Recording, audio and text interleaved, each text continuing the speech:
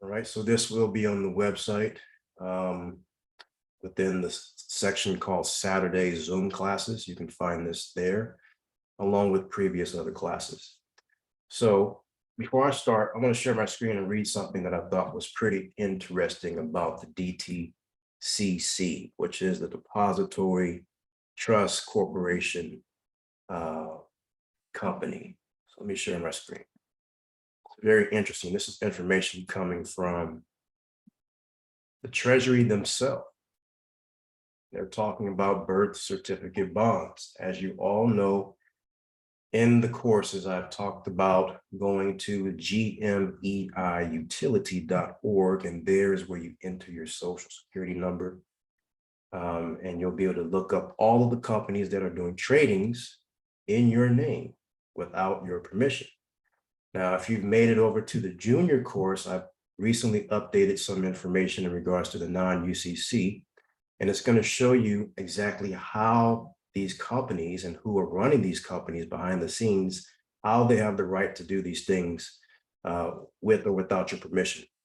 And it really comes down to just a level of ignorance that we've all had, and we're trying to educate ourselves to come out of that. But if you look here on the Treasury Direct website, a lot of information is being passed around right now through this.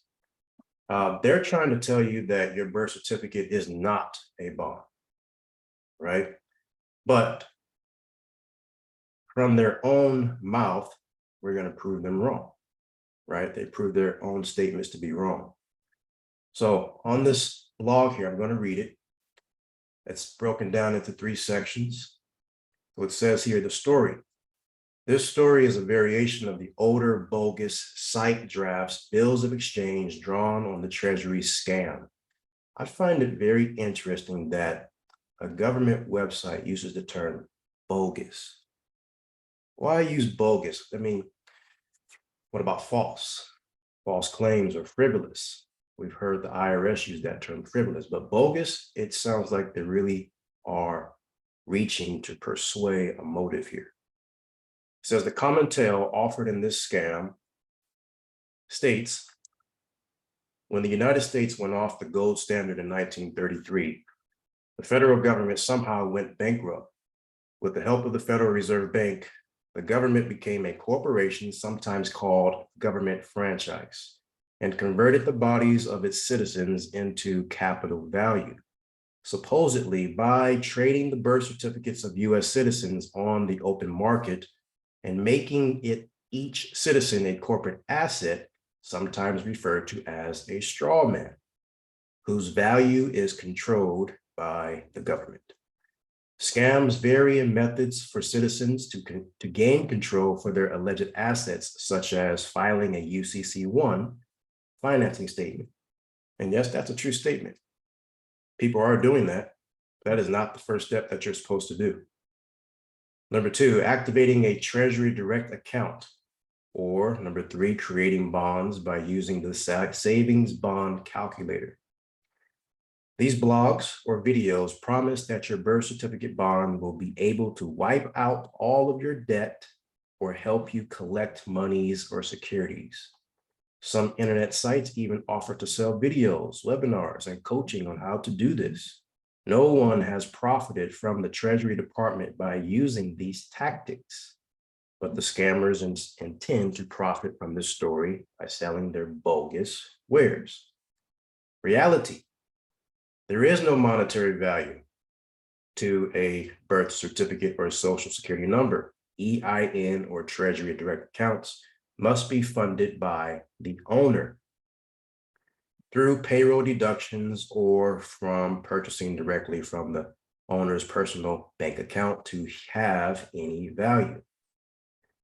Please be advised that trying to defraud the government by claiming rights to bogus securities is a violation of federal law, and the Justice Department can and has prosecuted these crimes.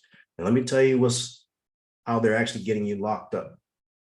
People are using the social security number, and they're using the number on the back of that social security card. That's a big no-no. You do not do that. What you have to do is find out who is the fiduciary of these accounts, and you have to contact them. And that can only be done through a court case. It's called trustee assignment, right? Now, if we go to the DTC, their actual manual here, first of all, they're going to give you a little insight saying that all of this information is copyright. But if we were to scroll down, this is coming from dtcc.com. When you find that fiduciary, these are the instructions for how they find specific information pertaining to your birth certificate. Their screen is a lot like the Matrix screens. If we go down to page, let's try 69, page 69. I thought this was very, very enlightening. Here you go. This is talking about restricted deposit services. You have to find what your QSIP number is related to the birth certificate or whichever security. If you're going to do your birth certificate, that's going to be the certificated security. If you're going to do your social, that's an uncertificated security, according to UCC 8-112.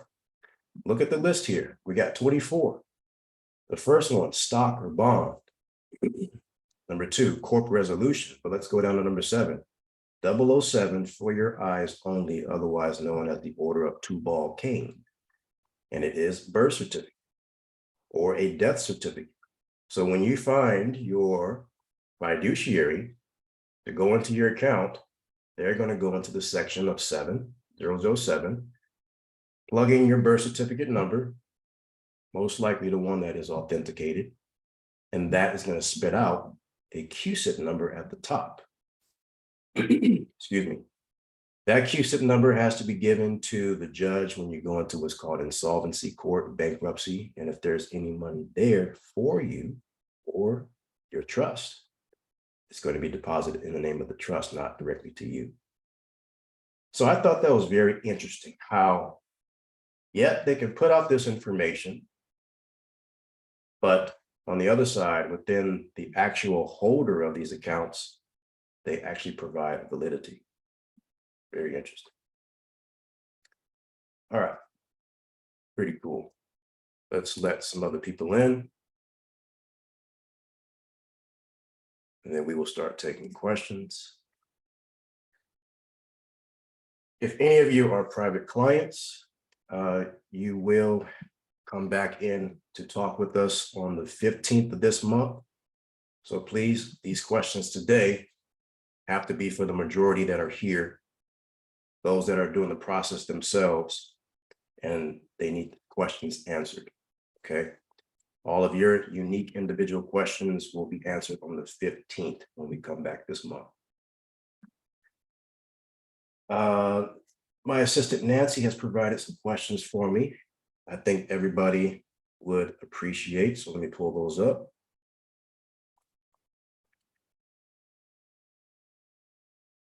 We got 4 questions here, and they're talking about the bona fide dispute.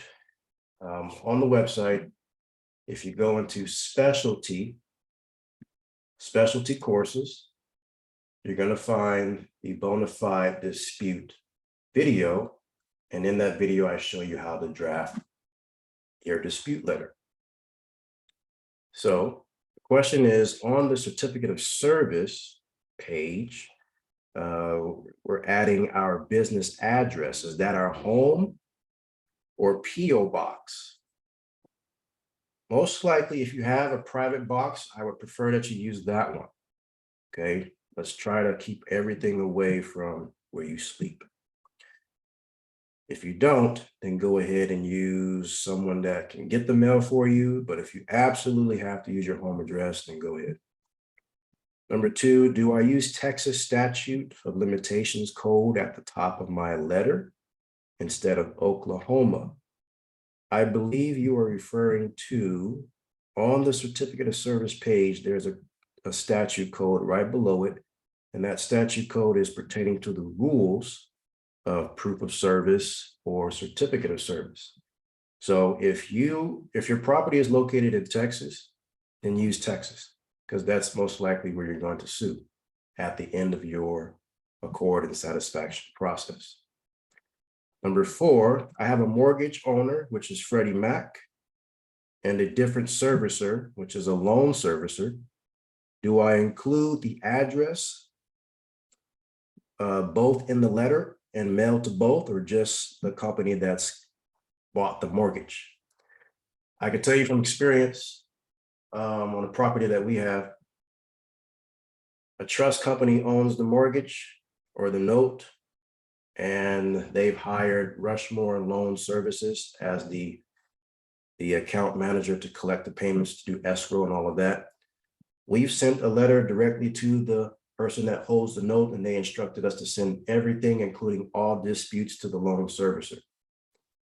So I speak from experience. Just go ahead and attach it to the loan servicer, and that will be the one that you are planning to sue in court. All right. Okay, so that's it for that. You guys may go ahead and raise your hand, and I will select you for questions.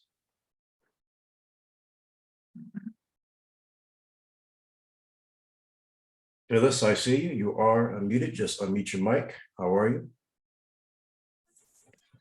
Hi, my name is Phyllis, and basically my situation is kind of weird because I'm literally coming from doing research in this endeavor through another group before discovering you.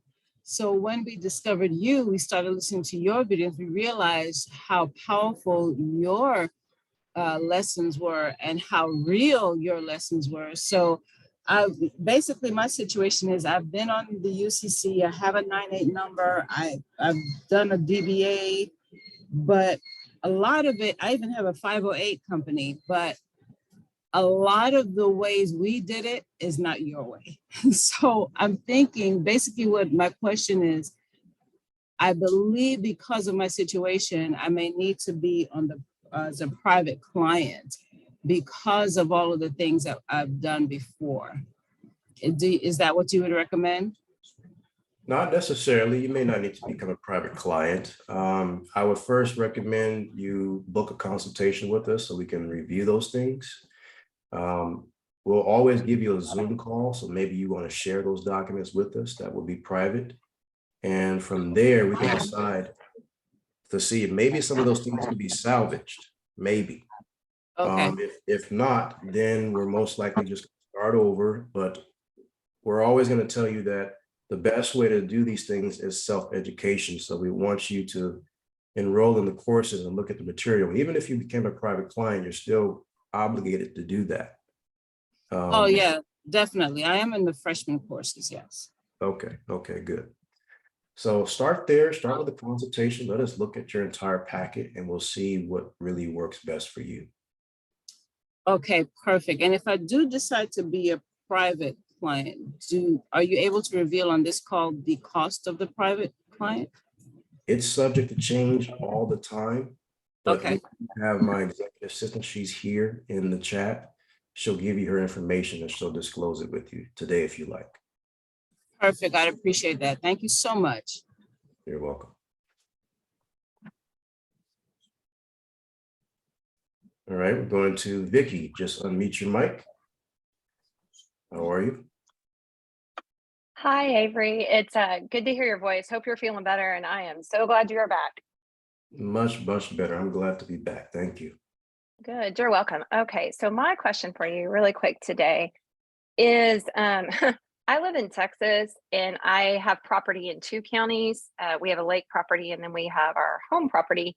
And both of these counties are giving me all kinds of grief in whether it's filing. They have both rejected my non-UCC. They've both rejected my trust. And they've both rejected the affidavit of fictitious business name after I published in a paper. So I'm wanting to know, where do I go from here? What is my recourse? Because my understanding is, and correct me if I'm wrong, is that in order to get a lien on the property, I have to have the non-UCCs filed in the county. before I can do that? And then do I need a trust filed in those counties as well? I'm just trying to figure out how to get them to do their jobs. Gotcha. Well, first on the actual, your DBA affidavits or your any type of affidavits that you're doing that's not using their forms, if they get rejected where you are, you can do that in any county, in any state. It doesn't matter. Full faith and credit will apply where you live. Second, what is their denial reason? Well, it's funny because the counties had two different reasons, and they were one county. I just kind of laughed, and I really want to say it's coming from complete ignorance on their part. I really don't think it's maliciousness. I think they just don't have a clue. One of the counties sent back like from two different attorneys generals of Texas, our current one and the previous one, their recommendations of what the county clerk has to and doesn't have to file. I'm like, okay, that's not Texas statute. And then another one quoted a statute that says, quoted a statute about what the clerks are to file according to their rules and their regulations. But I'm like, that has nothing to do with Texas statutes that pertain to what I'm trying to file. Mm-hmm. That was their reasoning. There was no solid reasoning, actually. Okay. So what we're trying to do here is just start to do your first non-UCC as a public finance transaction, right? Yes, correct. And eventually you want to do the same thing for your two properties to put them into trust, correct?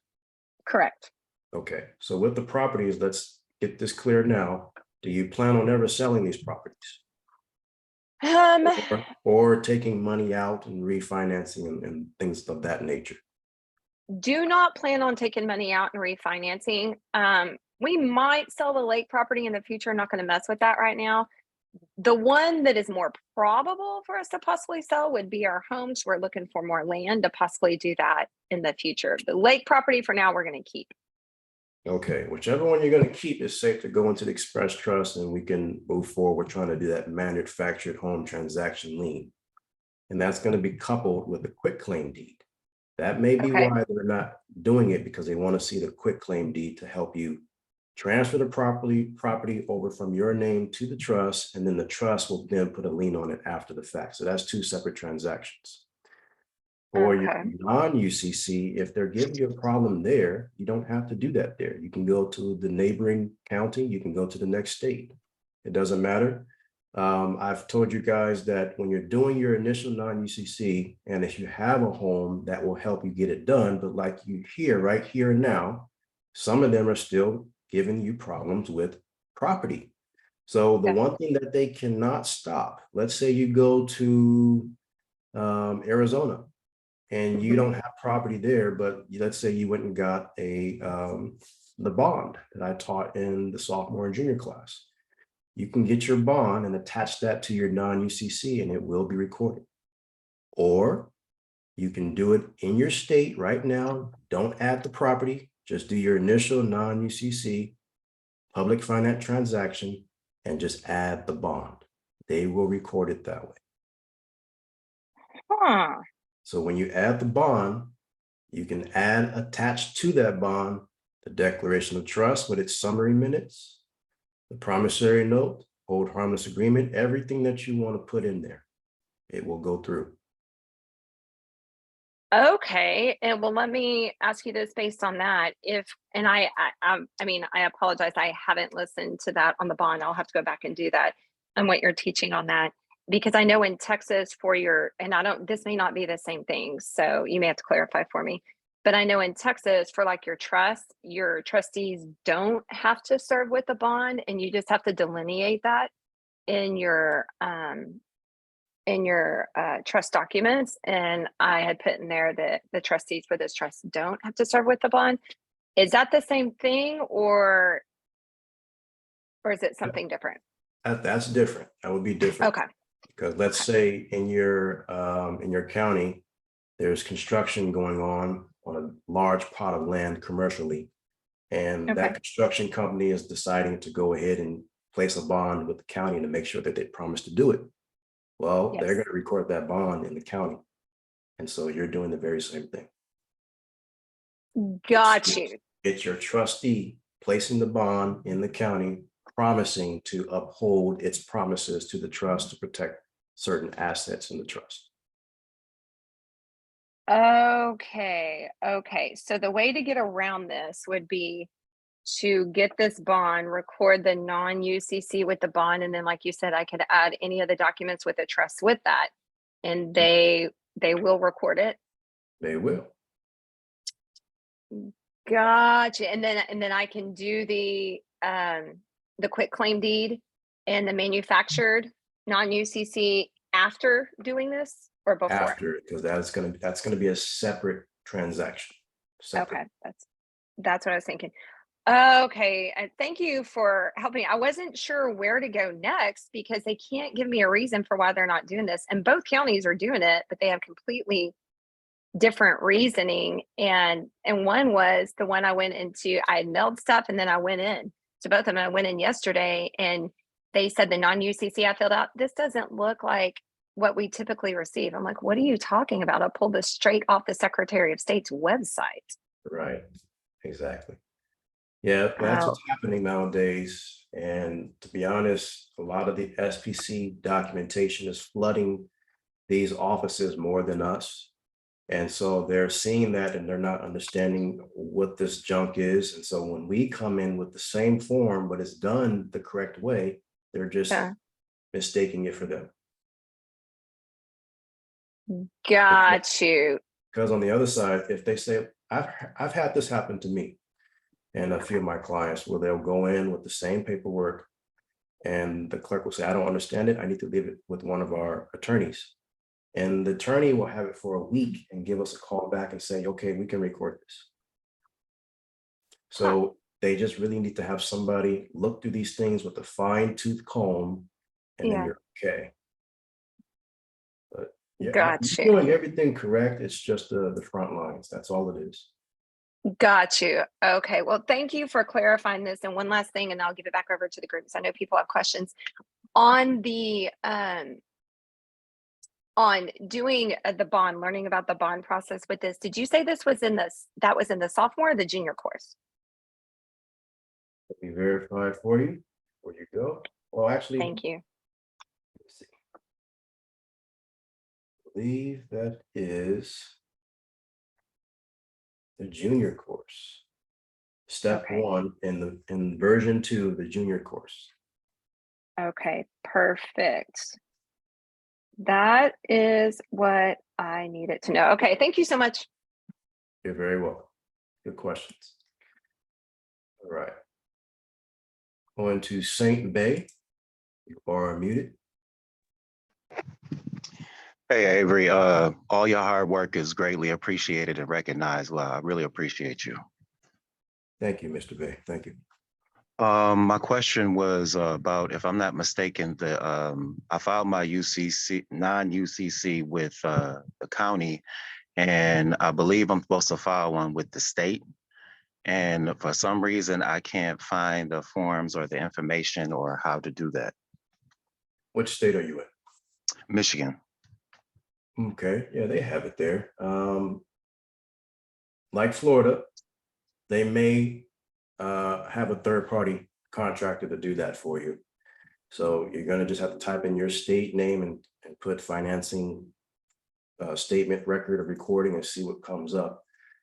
I haven't done it in Michigan to know right offhand, but you're correct. You do the non-UCC in the county, and then you're gonna reflect that with the state as a UCC1. That's just gonna be a notice of lien. To turn it into that, you just simply uncheck the non-UCC box for the state side. I have to do a little bit of research to find out how Michigan does it, but every state has it. Every state. Okay. So I fill out the form basically the same way I did for the non-UCC, but just don't check the non-UCC box. Correct, but also keep in mind in the collateral box, you don't have to list all of that information that you did on the first non-UCC. What you Okay. need to do is just take all that out. And the only thing that you're going to put in there is the information from the non-UCC, the stamp. So the date it was recorded, the instrument number, the book Right. number, page number, who is the actual registrar, put their name, And then right below that, just list the promissory note exhibit number. That's it. Okay, awesome. Is there a video on this on the course on like step by step how to do that, or just follow those rules? Of course, gonna be sophomore, Okay, and junior. So if you're in the complete tier, you have access to both of those all at once, or you can take it one by one. yeah, I'm in the complete tier. Thank you so much. I appreciate you. You're welcome. All right, we're going to and. You are unmuted. Greetings to you. Thank you for the great work, Avery. Oh, you're very welcome. Thank you, guys. All right, I have a kind of unique question.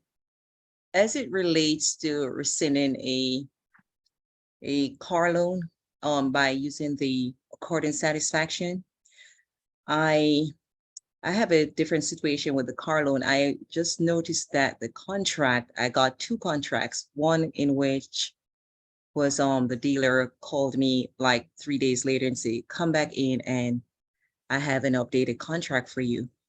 So I went back and got it, but I noticed that this is about 2 years now since I have this car loan, but I noticed that on the second contract, the signature is not matching mine.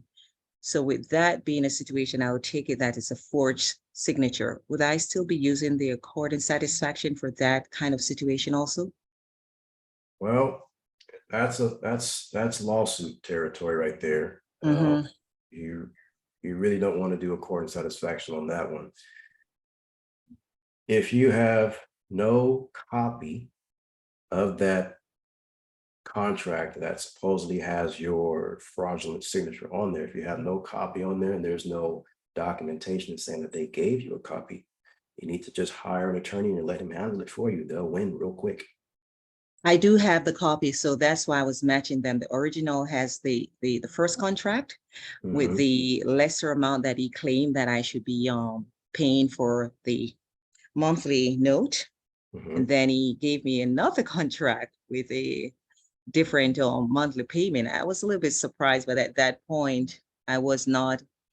I was just here as on a work permit. So I think they just take advantage of me at that point, thinking that I'm illiterate and not knowing how the process works. So now that I'm learning from your program, I'm taking close attention. I was like, So Absolutely, they are taking yeah. advantage. Mm-hmm. It's rare that they're trying to sell cars fast and as quick as possible. Mm-hmm. If you may not approve today, they'll say, here, take the keys and sign a couple of documentation just so you can do that. And then if we find a loan for you, then we'll call you back to sign those docs. Mm-hmm. I've seen that for a lot of the foreigners that come over. I think they use the visa or the passport in lieu of the social security number unless you have an I-10. Mm-hmm. But I would most definitely let an attorney take this one for you. So Avery, don't give notice about what I found out. Just go ahead and hire an attorney, you're saying? I am, because it's a quick resolution. If you were to do it yourself, it's going to be drawn out for a very, very long time. You can do a court of satisfaction and get that going, and that can also, that's some information that can enlighten or empower the attorney's efforts. It's not like you're going to have to pay up front, because he can take whatever your winnings are off the grain. That's fine too. So I'm just trying to give you the best, the quickest, what do we call that? Path of least resistance here. Yeah, and you can still keep the equity, the car. Oh, okay. Appreciate your time. Thank you so much. You're welcome, man. Yeah, guys, there's some situations it's good to let an attorney come in and do things, especially if you're the plaintiff.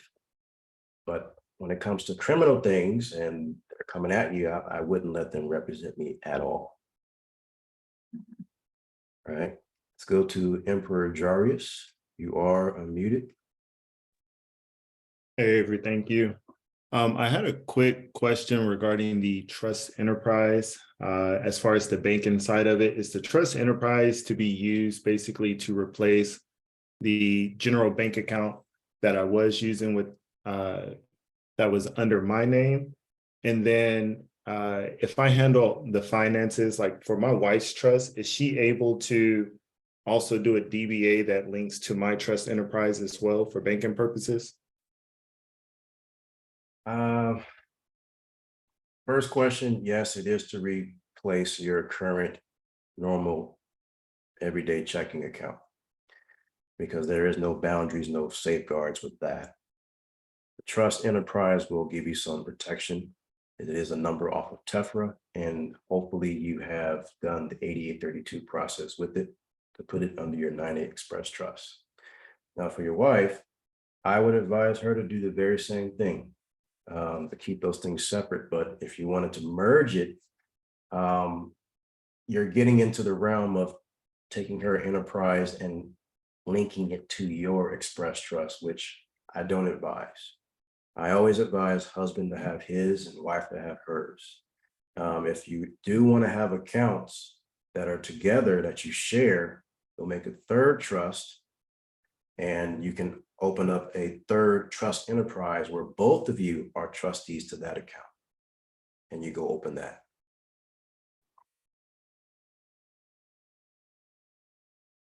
Make sense?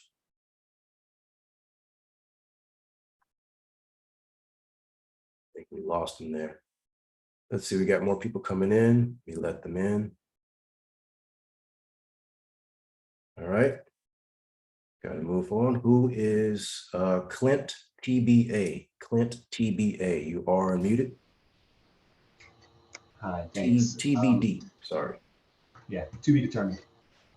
So day 3, I'm just trying to figure things out. I'm also trying to figure out how to explain some of this to my wife and to some friends. And one of the questions I have is kind of from the freshman notes, Thomas Edler, the Graph of Los Angeles, wondering what it would, I saw what would go on the application, but what would it say on the passport and the driver's license? Would it say Thomas Edler, or would it say Thomas Edler, the Graph of Los Angeles? And just kind of in general, when would we use that name and when would we not? Good question. I'm assuming your current name is not that. So Correct. if you were to do or obtain a name change decree from the court and you want all of that in there, that's what your new name would be. You would use that decree. There's a special form you give to the IRS depending on when you've been awarded your recent passport to update it, or you may have to file a new one. But that information, that entire decree will be given to them, and they're going to put all of that information as your name. They're probably going to split it up a little bit, Thomas Edler as the first, and then the rest of it as the last, which is fine. You can do the very same thing with the DMV. So here's what I suggest. This is how I'm doing it.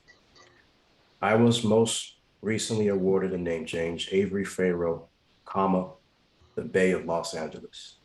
And attached to my forms with the court, I've also added an attachment that explained the very same statements that you find in the passport section of the teachings in the senior course. We have what's called explanatory statements.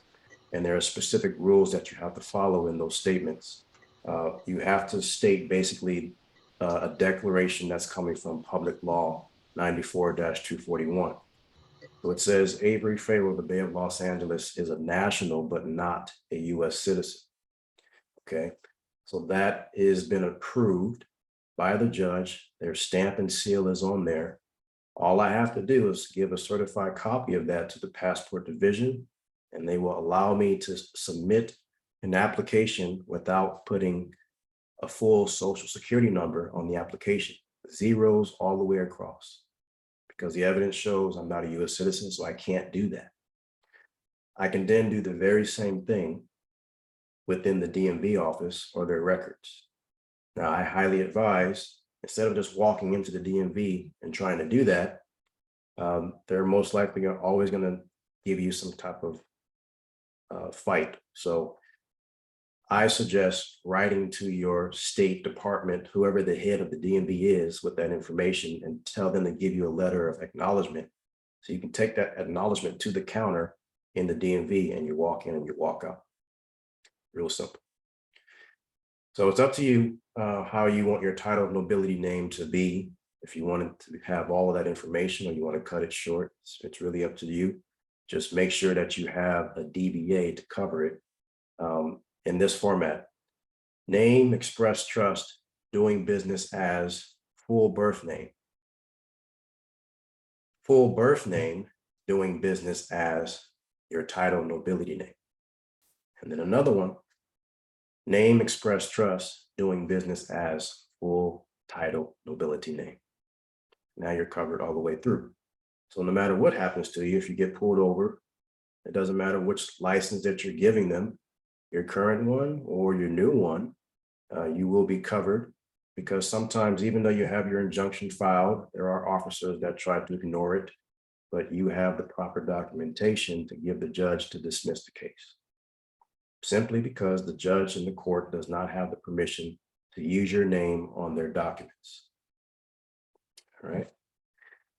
So I hope that answers your question. I'm going to go to Stephen H. You are unmuted. All right, can you hear me? Yes, I can. Oh, How's it going? excellent. I'm happy to be here. Your new platform is awesome. I got to get used to it.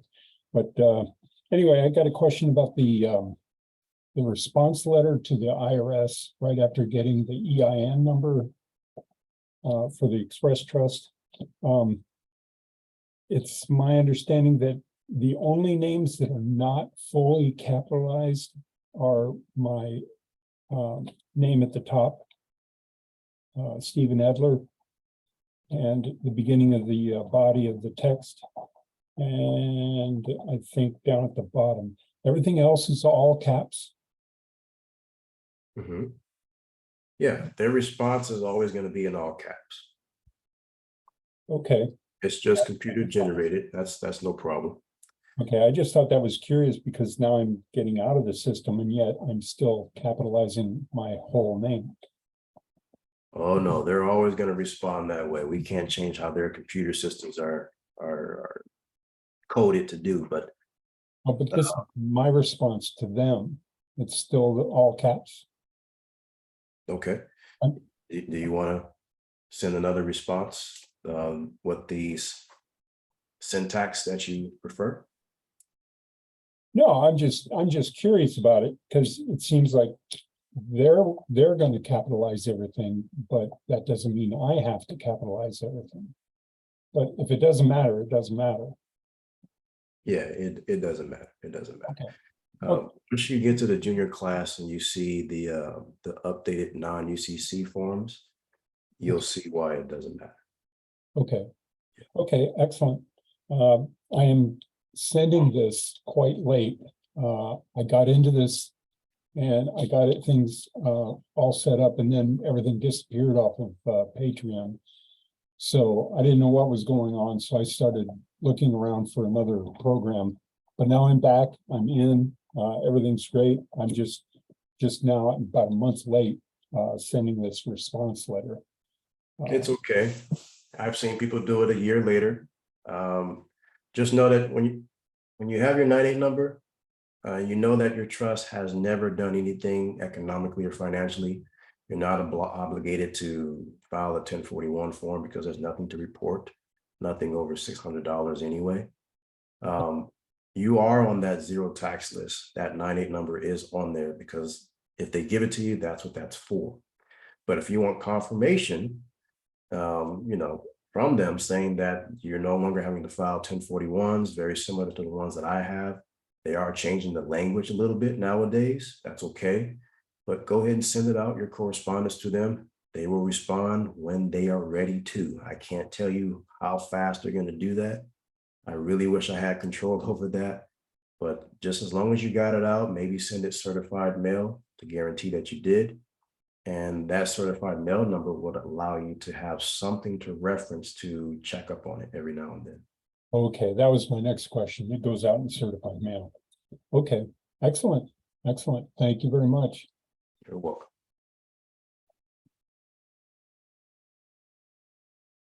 All right, we're going to Mr. Fleming, Miss Fleming or Mr. Fleming. Hey, Avery. Glad you're back. Glad we're getting these Zoom calls back on track. I had a question regarding the first question you took, where you were talking about the UCC and filing the trust.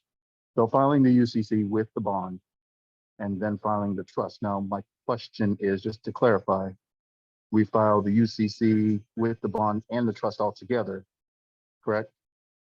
Correct. Okay, so we can go, because we're having a problem in our county in California filing anything, because they keep telling us, oh, we only take property as far as filing a trust. I'm gonna And save you some time. Just get out of California. I mean, don't move. Just file it right. somewhere else. Yeah, just file it somewhere else because they're gonna give you a headache in California. Okay, so what would you recommend? South Carolina or not Carolina, South Dakota, or just any other state? Any other state. Any other- Osceola County, Florida, Seminole County, Florida, Miami, Florida's great. Florida is helping a lot of people get this thing done much faster. Okay. Now, from what my wife and I went and talked to the clerk there, she was insinuating that if we had it filed in another county, we assume she meant California County, but if we had it filed in another county, then they would accept it, the filing. Have you had any experience with that? Shasta County is good. Who else? Riverside County. Those are all counties in Wow. California that I've had Right. success with, but Sacramento, Fresno, Los Angeles. I mean, I was able to do it a long time ago in Los Angeles, but no longer today. It doesn't Right. matter what I give them. It's just a Well, fight. Yeah, I'm familiar with Riverside County, so I might just shoot down there and see if I can make that happen. Right. Okay, well, thank you. One last question. The copyright. My wife and I were dealing with a court case right now, and we're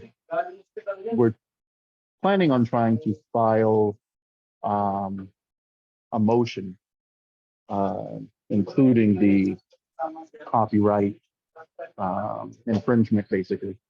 How would you word that? How would you put that together? One moment here. Someone is unmuted.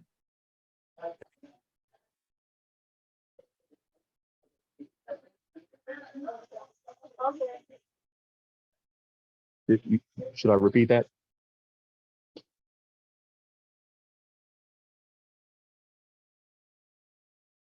Okay, unmute your mic. There we go. Okay. All right. Yeah, we had back as you were saying that. So one more time. Okay. Again, my wife and I were dealing with a court case. We want to file a motion, including the copyright infringement information. Now, we have not been able to file the copyright forms because the county, again, is not giving us any help on that. How would you go about dealing with that situation? Filing a motion, huh? What division are you in court? It'll be civil. It's a civil division. So the case number is already existing. Yes. What kind of motion would you like to file? A motion for dismissal based on the fact that it's copyright infringement. Okay. And keep in mind, well, are you the defendant or plaintiff? We're the defendant, Okay, all right. or they call respondent. Respondent, yeah. Keep in mind, if you got an open case, you can use that to record all your information as well. Still the Yeah, same we clerk. were thinking about that also, but we Yeah. wanted to get like an actual file number.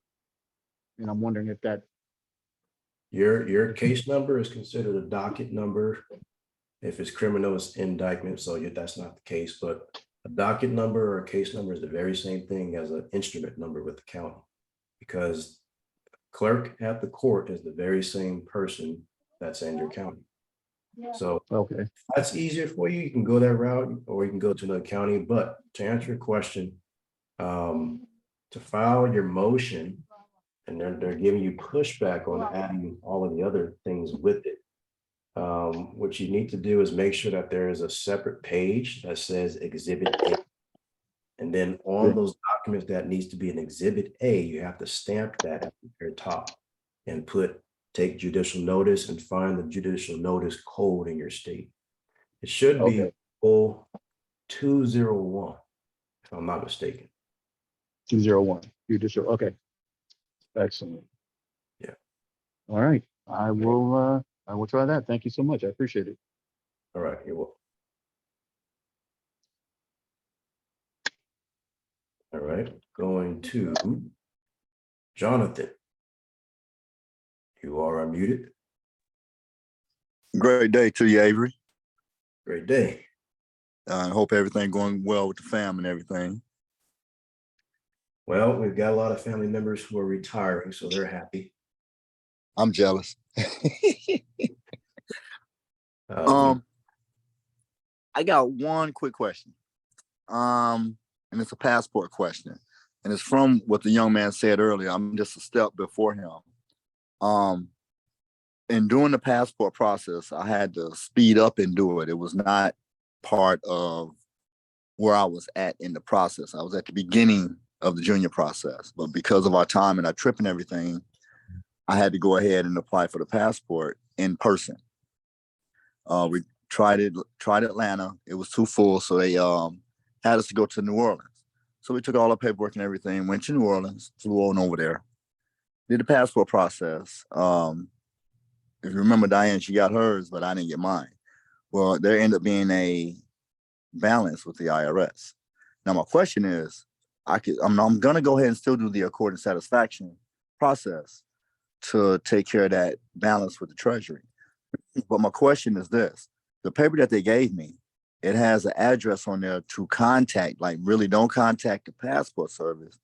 You have to contact the Treasury, and the address is pretty much the same, except it says passport and it's in Philadelphia. Now, this is my silly question. In doing the accord and satisfaction process, do I add that part of the Treasury in there also with the addresses? yes, because they're part of the Office of Management and Budget. Got you. I wanted to be sure before I did it, because it was kind of like walking in murky waters. I watched the videos and everything. I just took common sense from it. And I was going to go ahead and do the tax injunction. But as of right now, I just figured, the main thing right now is the debt out there. So let's go ahead and close out this debt from years past or whatever and move forward. And I figure I can do the tax injunction later. And my question is this: with them being on there, what I already know. I got to change the affidavit. That's it. And include them. All right, you got it. Dang, I answered my own question, huh? I appreciate it. Yeah, you've been doing that lately, I hear. Yeah. It's in there, it, but you just, everybody, we got to get confirmation a lot of times, and that's okay. Oh, this is it.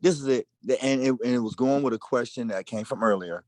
The confirmation from Cincinnati and also the ones from 8832s, do I have to have them on hand to also put in that package along with the UCC one?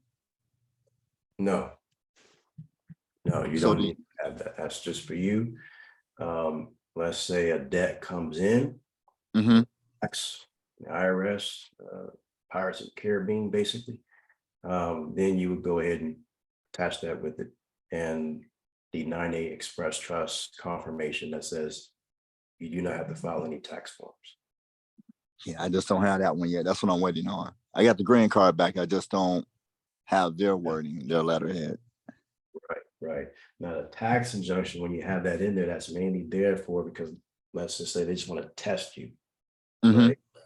I've heard there's this new bill that came out that's circulating the internet talking about the IRS has the right to just issue summons and warrants for and raid your accounts and all of that. Well, thank God we all have the trust enterprise account, so that's not going to happen to those.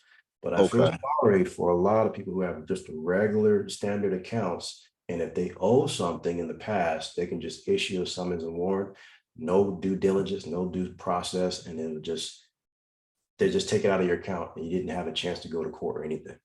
So that's Wow. what tax injunction is for. They need to have a list of people that they can do it to and who they can't do it to. And that's what initially happened to me 4 years ago. Wow. Yeah, I was working. All of a sudden, the check came up short. There was no letter from the county. It was just from the job itself stating which way my pay was going to go before I even had any choice to do with it. Wow. So, Sorry to hear that. yeah. Don't worry, I'm fighting now. I got tools now. I appreciate your website, even part 2.0. Cool. All right. All right, I'm going to move on and go ahead and give somebody else a chance. All right, thank you, Avery. No problem. All right, we got about 4 minutes. We're going to EZW. You are unmuted. EZW 19. How you doing? Hey, how you doing, Avery? God bless you. You as well. Thank you. Yeah, my name is Elmer Dela Cruz. I'm new to the community. I got about a week that I've been subscribing, but I've been following you on YouTube for about 6 months now. Okay. And I'm basically at the step where I'm authenticating my birth certificate. And my question is, I've authenticated the birth certificate at the state level. I'm getting ready to send it into the federal level to Washington, D.C. Mhm. Now, I did obtain also at the City Hall my certificate of live birth. And my question is, when I do authenticate my birth certificate at the federal level, will I attach the certificate of live birth with it and I'll send it in? Or do I just send in the banknote birth certificate? Yeah, just the one that your state authenticated on that level. They're going to give it to you back stapled, and you just send that small little packet to the U.S. Department of State with your DS 4194 form, and that's it. Okay. And one more question. To hire a foreign trustee with the 0%, do I need to get a consultation to discuss pricing and stuff like that? Or is that something that you kind of have as a general pricing for everyone? Yes, we do have that. So let me share my screen and go to the site and show you where you all need to go when it is time to get services like that if you need it. So over to the left here, you're going to see where it says member applications. Hit the drop down menu and you have a couple options here. First one is that foreign trustee application. What you need to do is select the member order sheet, download this form. There's instructions on the form on where you need to send it. This is basically like a paper version of an internal cart.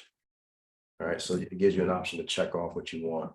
Now, this one here is the actual trustee application. And you also need to get the trustee agreement. You need to pick how long you want to have your trustee attached to your account. And there's, like I said, there's instructions on the bottom with the email where you send your application to. They will process it and give you back specific documents for your trust. All right. Thank you. I appreciate that. You're welcome. No, thank you. No problem. All right, that's our time. It's 2 o'clock. We have private clients coming in on the 15th to do the very same thing for them. So I can give them an update on where we are with the process. personally, as well as my reps who are going to do the very same thing for their clients. So any continued questions that you may have, please put them in the community chats. My reps are in there to help answer them. They're listed as administrators as well. This has been a good one. So I will see you all on the 1st of July, the first Saturday of July. Thank you guys for tuning in. See you later.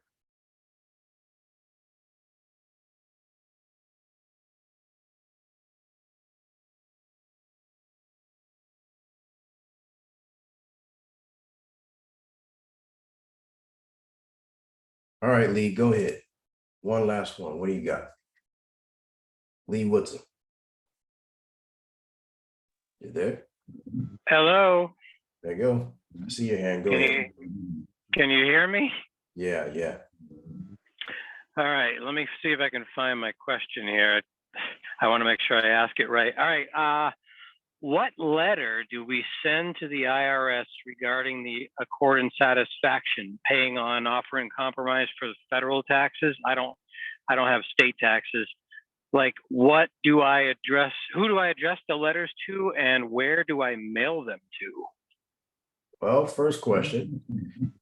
Have you received any notifications in the mail from the IRS saying that you owe an alleged debt? Yeah, I already went through the whole offer and compromise process and got it approved for a new deal and everything. I owed over 20 grand and they settled with me on 3,900. I already made a payment of like 800 or 900 something. So I still owe like 3,000. Okay, you said 20 grand? Yeah. Okay. And you want to do a court of satisfaction on that agreed amount? Yes, so there's like 3,000 left on the agreed amount. Well, the usual rule of thumb is 10% of what you owe. That's usually a fair accord of satisfaction. So let's say I owe 20 grand, I would do a court of satisfaction, $2,000, give that to them, and the thing is entirely done. Since you have something like that already in the ballpark, 3,900 or 3,000, whatever it is, your next minimum payment can be an accord of satisfaction. However, you're talking about putting together the letter to get that going. So what you need to do, you want to go inside of the specialty courses to the left on the site. And there you're going to find, let's see here. Where is that at? You want to find the bill of complaint. Go into the specialty courses and you'll find bill of complaint. And that is going to show you how to draft that initial letter, send it to the IRS. They're not going to answer you, of course. The next thing you do in about 7 to 15 days, you send in an accord of satisfaction check, money order, cashier's check, whichever you want. Let them cash it. And then your next response will be, it is closed and done. All right. Okay, so there's no 3 attempts there? No, there's only one. Okay. All right, and I was also curious about if you had a source available yet for us to use for the driver's ID, like the universal one? No available source for that right now. As far as something tangible that you can have in your wallet, I just recommend that you do your injunction to protect yourself and still follow the rules of the road. Okay, yeah. I'm just worried about having to renew my license with an eye test and being delayed with all that if I happen to fail my eye test. I can see fine, but those eye tests are tricky sometimes. I get it. Yeah, I wear glasses, so I know. Do the best you can with the test, but when you update your license, you can put your iPostal address on there. It doesn't have to be where you live. And also, you don't want to mark off you're doing anything as far as organ donorship. You don't want to be a part of the voter registration. please opt out of that, so that way you're not called for any type of jury duty services. I've Those had are- that happen twice. Yeah, if you take yourself off the voter registration in your state and county, then that will go away. And then I don't even know how to do that. ask them, they'll tell you how to do that, or contact your county. They have a form, or they'll tell you just write us a simple letter and we'll take you off the list from your letter. Okay. Right? But please All do right. your injunction. Everybody do your injunction. That's going to protect you on the road. And if they still violate the injunction, you have something tangible you can take in and fight whatever traffic ticket that you may receive, especially if you haven't injured anybody. Is that in the freshman course? It is in the senior course. Oh, okay. I gotta wait till I get there. Yeah, wait till you get there. If you want us to do it for you, book a consultation that will go directly to Isaiah. He'll help you with that. All right. Sounds good. Thanks, Avery. I appreciate your time. No problem. Have a All good right, one. yes, you're welcome. See you guys next first Saturday of July.